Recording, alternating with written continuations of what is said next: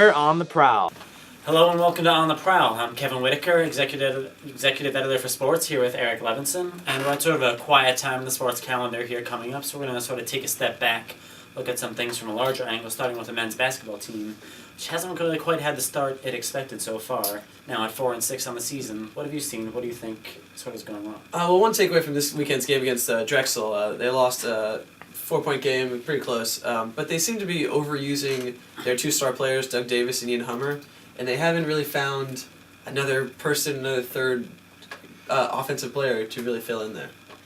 Definitely not. I mean, it's understandable why they're doing that. Hummer and Davis by far are the two best players at creating their own shot. But yeah, without a sort of a third or fourth option, the other players have mostly served as spot-up shooters or, sort of cutters, getting passes and stuff. There doesn't seem to be anyone else who can sort of create their own shot on offense. And sort of looking at this roster, I'm not sure who else would fill that role. Well, one option is freshman Denton Kuhn, who showed a little flash a few games ago, but he only played 9 minutes last week, on Saturday, I mean. I'm not sure if that's a coaching decision or if he didn't. I don't know, but he seems to have a little flash, so I'd like to see more of him. Does have a little flash, though. A lot of his points still come off offensive rebounds, which he's done really well, really important skill, but not so much in that role of give him the ball, let him make his own shot. Also, Kuhn is sort of a freshman. You wonder sort of how he's going to react as opposing teams get film on him, learn the book on him, if he can make those counter adjustments to sort of keep playing at the level that he's shown he's capable of playing. But he is good at offensive rebounds, you said, which is something the team has struggled. Kevin, you've been mentioning this all season. Yeah, it's rebounding in general. They're getting out-rebounded so far on the season, and they're pretty close to average in that point. But for a team built like this Tigers team, really stacked in the front court, it's one of the tallest teams you'll see in the Ivy League or even in the nation. It's a team that should be better than an average rebounding team. So far, they're not. I think they have the potential to be better. Last year, they were a great team, and they lost a couple of big pieces of that.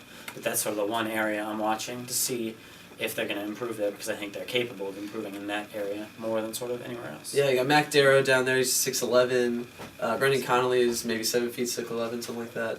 So they got the pieces. They just got to put it all together.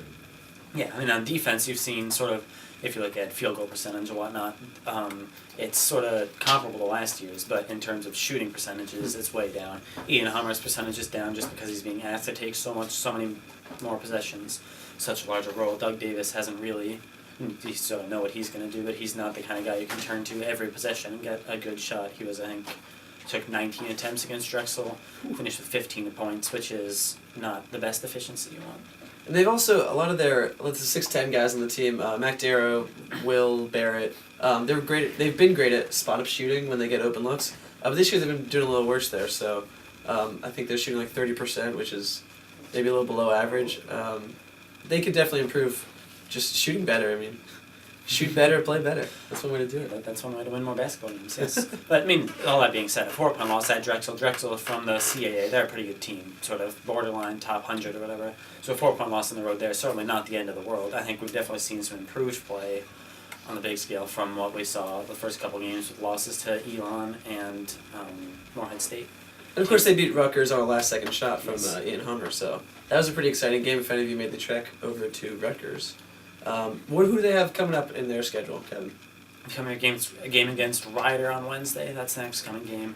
They're in the middle of a 7-game road trip, and it's, I think, 12 games against Division I opponents on the road in a row, sort of just broken up with one game against TCNJ. So if you're looking to watch the Tigers, you might want to go to Ryder, because otherwise you're not really going to get another chance for the next 2 months. Yeah, they play, I think, 6 more away games, and then their first, 3 or 4 games of the Ivy season are all away also, so until, February, they don't play at home again. Then they'll finish with 7 of 9 at Jadwin Gymnasium. So it'll be a fun end to the season there, and I think it'll be a fun end for Princeton, too.